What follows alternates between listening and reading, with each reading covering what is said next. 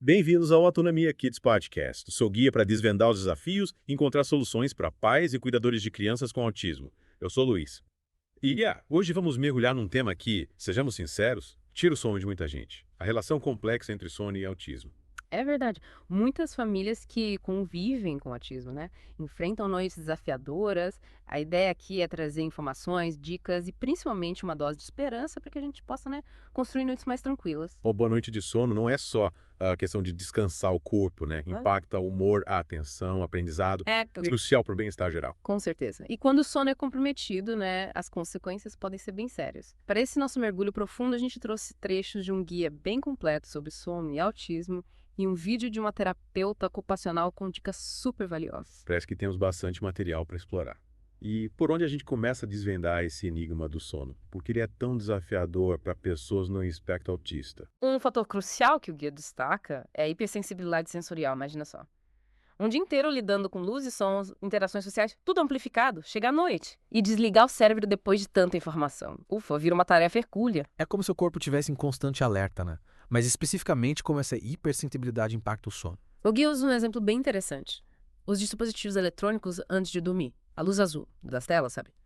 Engana o cérebro como se ainda fosse dia. E a produção de melatonina, o hormônio do sono, fica prejudicada. Entendi? É como se o corpo não recebesse o sinal de que é hora de relaxar. E aí as noites mal dormidas viram rotina, o que, como o guia também aponta, piora tudo, né? Mais irritabilidade, dificuldade de concentração. Até os comportamentos desafiadores podem se identificar. Exatamente. É um ciclo vicioso que precisa ser quebrado.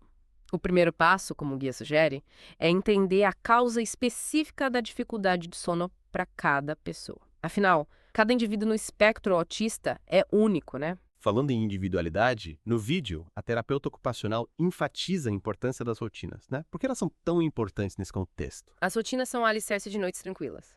A previsibilidade que elas trazem diminui a ansiedade e facilita a transição para o sono. É como se a gente sinalizasse para o cérebro: calma, agora é hora de descansar. Elas ajudam a reduzir aquele estado de alerta constante que a gente mencionou. E como a gente pode criar uma rotina personalizada que funcione? No vídeo, ela dá algumas dicas. Sim, ela sugere reduzir os estímulos sensoriais pelo menos uma hora antes de dormir. Criar um passo a passo com atividades calmantes, tipo um banho morno, música suave. Pensar em atividades que ajudem a criança a relaxar e se preparar para o sono. E que tipo de atividades ela recomenda? Uma dica interessante é usar ferramentas visuais, como fotos de cada etapa da rotina. Muitos autistas são aprendizes visuais, então as imagens facilitam a compreensão e a organização. Faz sentido. Elas tornam a rotina mais concreta, mais fácil de seguir. No vídeo, ela menciona outras estratégias além das rotinas. Sim, ela destaca o poder do toque para acalmar o sistema nervoso. Massagens suaves, compressões corporais, até o uso de cobertores com peso podem fazer maravilhas na hora de relaxar. Interessante. É como se o toque trouxesse uma sensação de segurança e de conforto, né? No vídeo, ela dá exemplos de como usar o toque para promover o relaxamento. Sim, ela menciona um exemplo bem legal: fazer gotinhas de chuva nas costas com música suave. Imagino que isso cria uma sensação ótima de aconchego, né? Parece relaxante mesmo. E além do toque, o que mais a terapeuta ocupacional sugere para criar um ambiente propício ao sono? Ela fala bastante da importância de criar um ambiente relaxante no quarto. Usar aromas calmantes, como lavanda ou baunilha, colocar sons da natureza ou ruído branco. A ideia é transformar o quarto num verdadeiro santuário do sono. E como a gente pode adaptar o quarto para ele virar esse refúgio de paz? Que dicas práticas ela dá? Ela sugere ajustar a iluminação, as cores, as texturas. Tudo isso faz parte de criar um ambiente que convida ao repouso. Por exemplo, usar cortinas blackouts para bloquear a luz externa, ajudando o corpo a entender que é noite. Bloquear a luz externa faz todo sentido, já que a gente viu como a luz pode atrapalhar a produção de melatonina.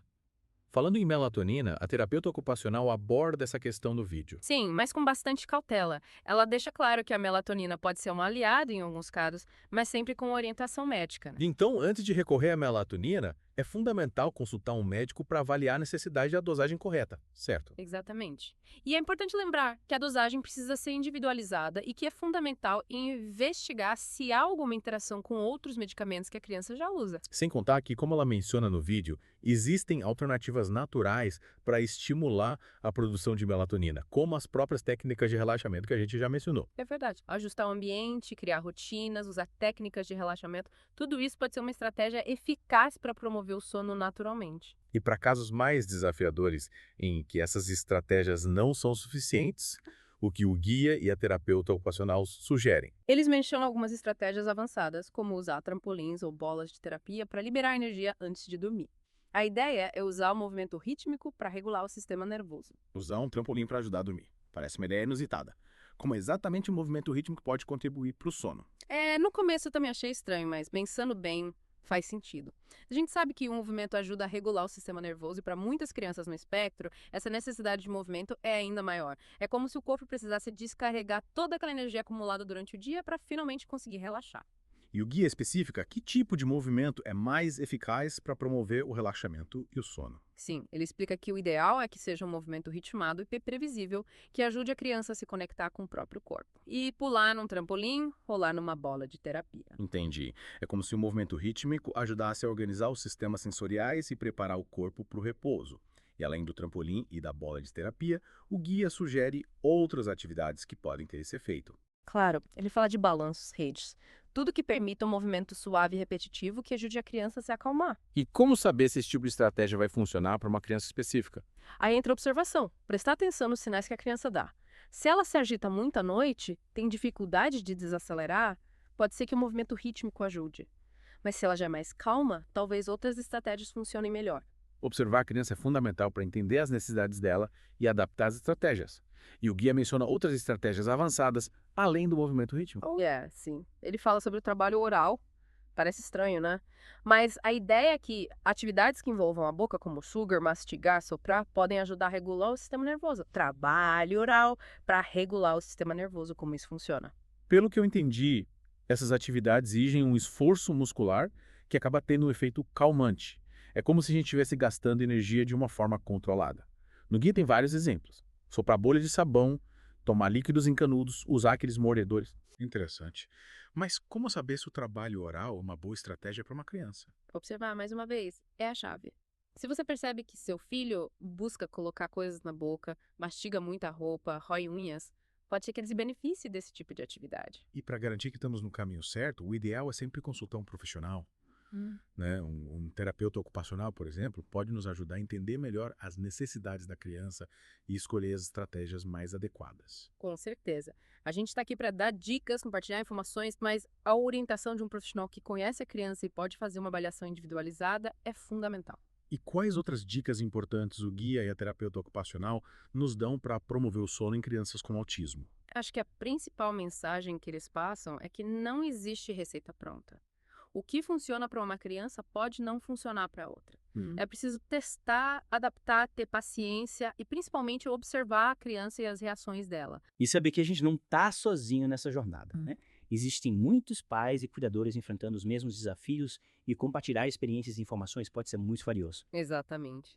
E além do apoio de outras famílias, existem muitos profissionais capacitados e recursos disponíveis para nos auxiliar nessa busca por noites mais tranquilas. E falando em recursos, no próximo bloco a gente vai se aprofundar nas dicas para criar um ambiente ideal para o sono. Afinal, a gente já viu que o quarto não deve ser apenas um lugar para dormir, mas um verdadeiro santuário do sono. Que tal a gente explorar como transformar um quarto comum nesse refúgio de paz? Ótima ideia. No próximo bloco, a gente mergulha nos detalhes que fazem toda a diferença na hora de criar um ambiente propício ao sono. No último bloco, a gente explorou a importância das rotinas, do toque, de um ambiente relaxante para promover o sono em crianças com autismo. Mas como você mencionou, Luiz, existem casos mais desafiadores que exigem estratégias adicionais. E uma delas que me chamou a atenção no guia é o movimento rítmico. Sim. Essa também me deixou curioso. A ideia de usar um trampolim ou uma bola de terapia antes de dormir, né, parece inusitada. Como exatamente o movimento rítmico pode contribuir para o sono? A princípio, eu também achei a ideia diferente. Mas o guia explica que esse tipo de movimento, como pular num trampolim ou rolar numa bola de terapia, ajuda a organizar os sistemas sensoriais, especialmente o sistema vestibular, que é responsável pelo equilíbrio e pela percepção espacial. Para muitas crianças com autismo, esse sistema pode ser hipersensível ou hipossensível, o que contribui para dificuldades de sono. Entendi. É como se o movimento rítmico ajudasse a regular a atividade sensorial e preparar o corpo para o repouso. O guia especifica por quanto tempo e com qual intensidade a gente deve usar o movimento rítmico. Sim, ele recomenda que as atividades de movimento rítmico sejam realizadas por cerca de 20 a 30 minutos antes de dormir, com intensidade moderada. E é importante observar a criança para ajustar a duração e a intensidade de acordo com as necessidades e preferências dela. Faz sentido. Cada criança é única, né? E o que funciona para uma pode não funcionar para outra. E além do trampolim e da bola de terapia, que outros tipos de movimento rítmico a gente pode usar? O guia sugere balanços, redes. Qualquer atividade que permita um movimento suave e repetitivo pode ser benéfica. Até mesmo uma caminhada leve e ritmada pode ajudar a criança a relaxar antes de dormir. O importante é que a atividade seja prazerosa para a criança. Esses balanços podem ser aqueles de rede que a gente coloca no jardim. Exatamente. Ou até mesmo balanços adaptados para dentro de casa.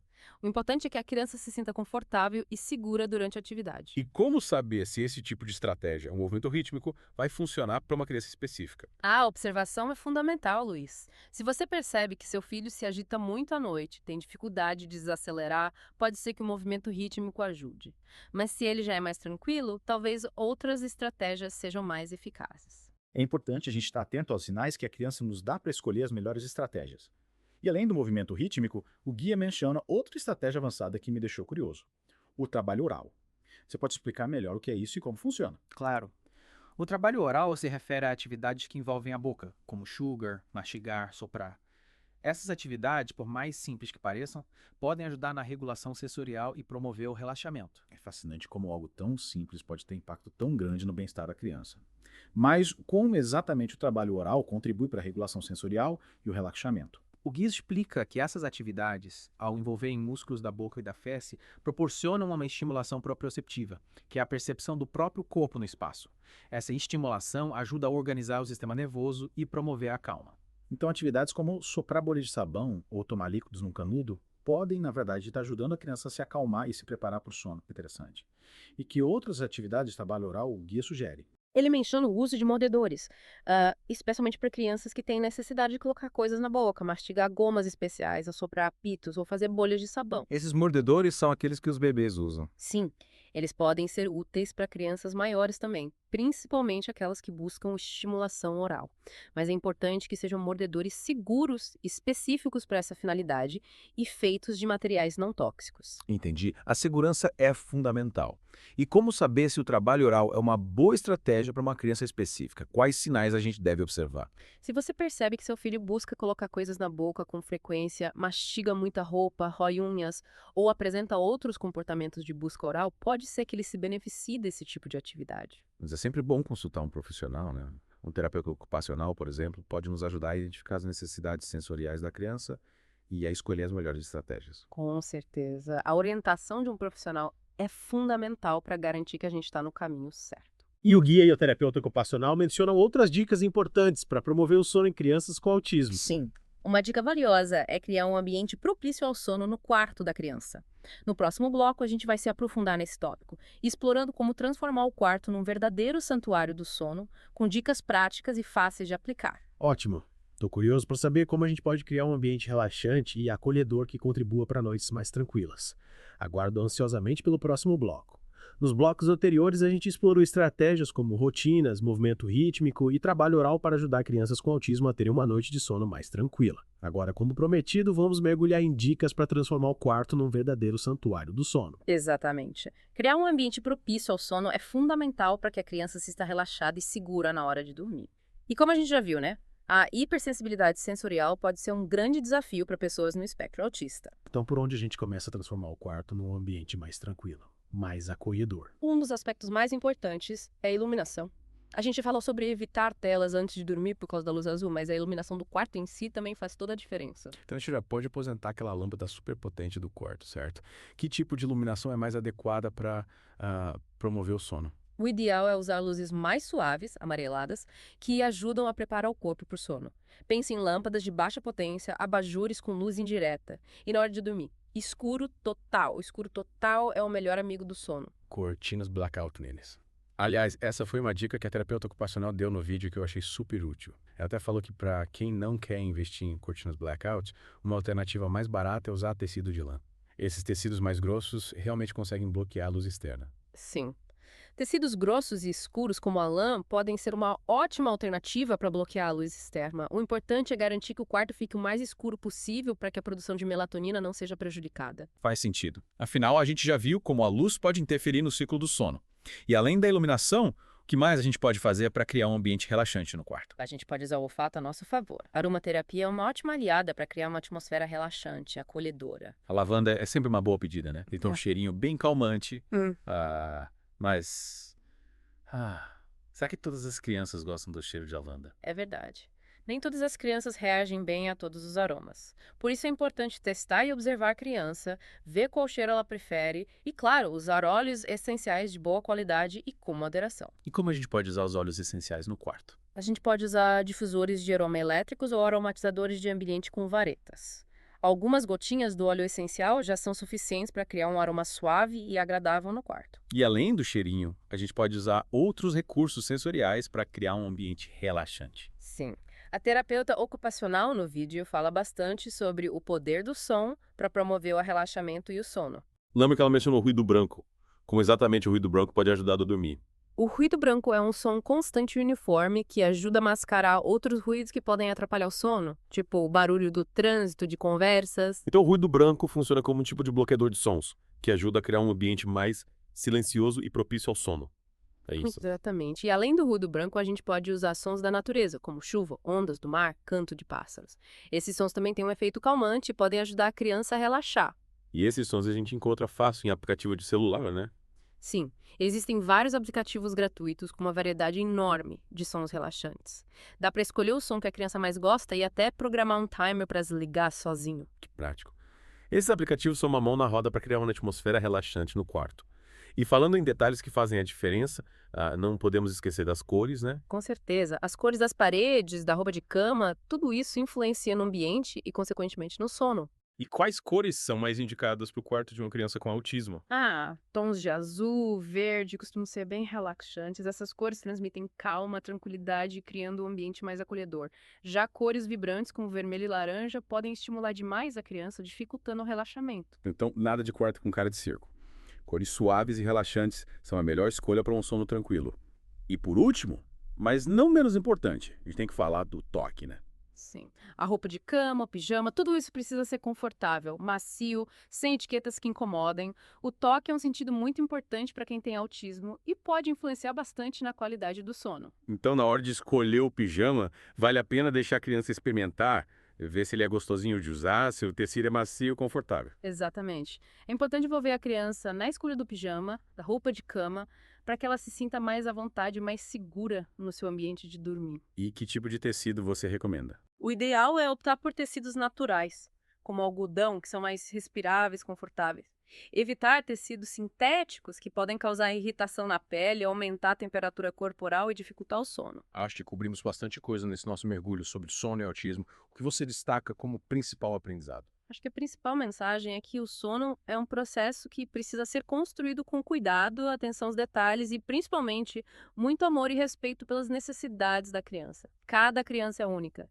E o que funciona para uma pode não funcionar para outra. Por isso, observar, testar, adaptar e ter paciência são a chave para encontrar as melhores estratégias para promover o sono tranquilo. E saber que a gente não está sozinho nessa jornada, né? Existem muitos pais e cuidadores enfrentando os mesmos desafios e compartilhar experiências pode ser muito enriquecedor. Exatamente. E além do apoio de outras famílias, existem muitos profissionais capacitados e recursos disponíveis para nos auxiliar nessa busca por noites mais tranquilas. Para quem quiser se aprofundar no assunto, a gente recomenda o guia e o vídeo que a gente usou como base para esse nosso bate-papo de hoje. Eles contêm muitas dicas valiosas e informações importantes. E a gente também quer convidar você, ouvinte, a compartilhar suas experiências, suas dúvidas, suas sugestões. Comenta aqui no post, manda mensagem pra gente. Vamos juntos construir uma rede de apoio para que todas as famílias possam ter noites mais tranquilas e felizes. É isso aí. Que o sono tranquilo seja um presente constante na vida de cada um de vocês. Até a próxima.